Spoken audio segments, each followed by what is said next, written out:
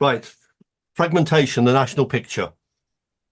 Our education system in England is in disarray. Not so in Wales, Scotland, and Northern Ireland, no. And the system in England is now many systems.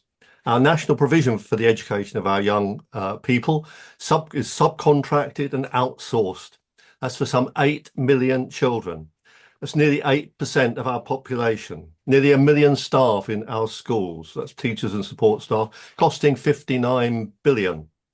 This is big business, once run by central government, but delegated within a national framework to the 160 local authorities, now a disaggregated, dismantled, and chaotic collection of groupings and standalones which comprise our partially academised system.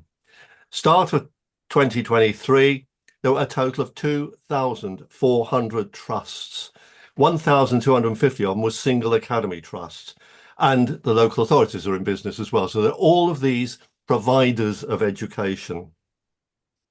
80% of secondary schools, 40% of primaries, and 44% of specials or academies, and local authorities look after the rest and fulfill other requirements such as special needs, looked after children, school exclusions, and so on.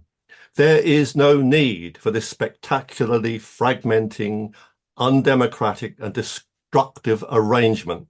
No gain, no improvement in results, no improved turnaround, no particular enjoyment of the supposed greater freedom. On your screen, you see Essex, which we can show up from our fragmentation tool, and I've put it in the chat so others can use it. But Essex, a big local authority, has 560 schools, nearly 3/4 of our academies, but 98 providers, as it says in the top right-hand corner there.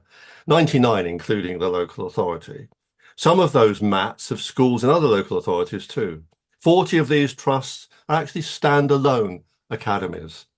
Some of primary standalones with only about 300 children.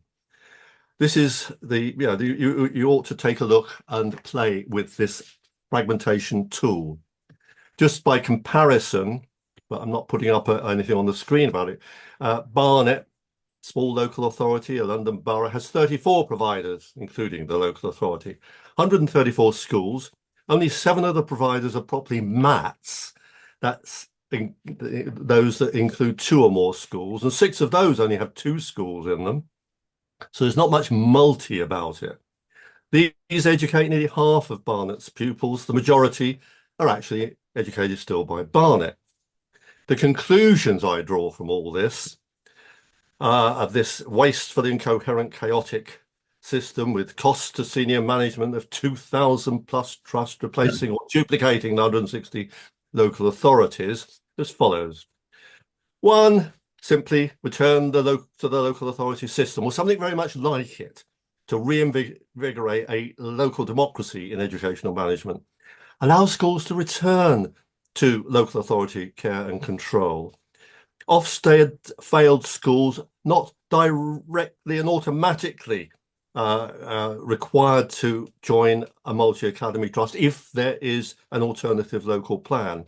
Cease the flow of schools from local authority control to MATs, a saving of the legal fees which government currently pays for each one of those transfers. Only local authorities to be able to open new schools and decide which schools close. That enables them to actually fulfill their place planning role. Discontinue the regional schools directors roles. There are 9 of them, employing 550 staff in 2022 to 2023, a projected cost of 34 million. The local authority boards can do this job.